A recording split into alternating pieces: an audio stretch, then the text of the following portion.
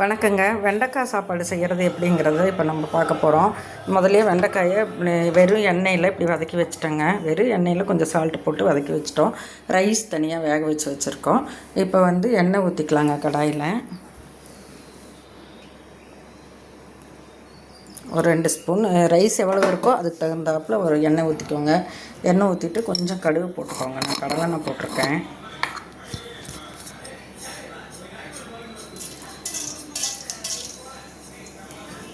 கொஞ்சம் கடுகு போட்டுக்கோங்க.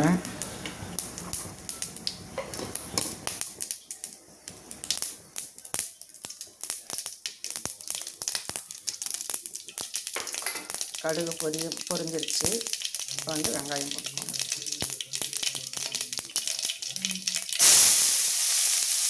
பெரிய வெங்காயம் போட்டுக்கோங்க. போட்டு வதக்கிக்கோங்க.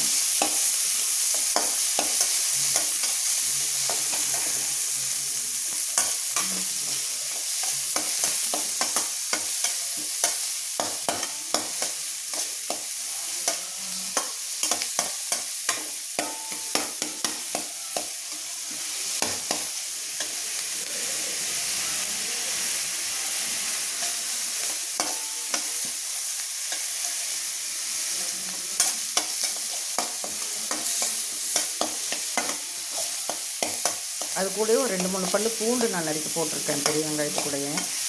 அது கொஞ்சம் ஸ்மெல் நல்லா இருக்குங்க. போட்டுக்கோங்க.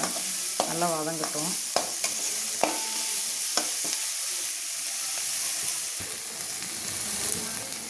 வதங்கிருச்சு. கூடவே கொஞ்சம் கருவேப்பிலையும் போட்டு கொஞ்சம் தக்காளி ஒரு 2 தக்காளி போடுங்க.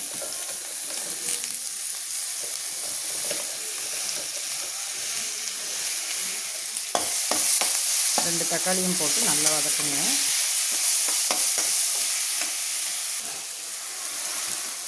வதங்கிட்டுருக்கு.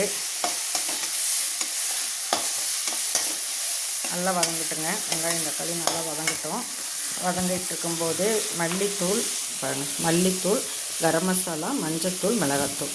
இது மிளகாத்தூள் மட்டும் கொஞ்சம் கூட போட்டுக்கோங்க. 1 ஸ்பூன் பெரிய ஸ்பூனில் போட்டுக்கோங்க. மற்றதெல்லாம் ஒரு 1/2 ஸ்பூன் போட்டிங்கன்னா போதும்.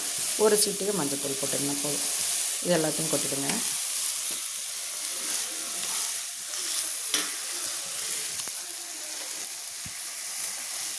நல்லா ஸ்லோவில் வச்சு நல்லா வதக்குங்க.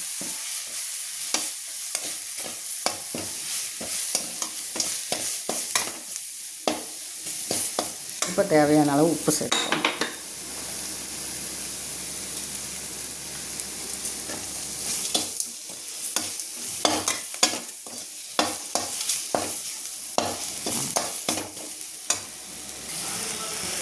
இந்த மாதிரி நல்ல தக்காளியெல்லாம் நல்லா நசுங்கி நல்லா ஃப்ரை ஆனதுக்கப்புறம் வெண்டைக்காயை போடுங்க. வெண்டைக்காய் போட்டு நல்லா பரட்டிடுங்க.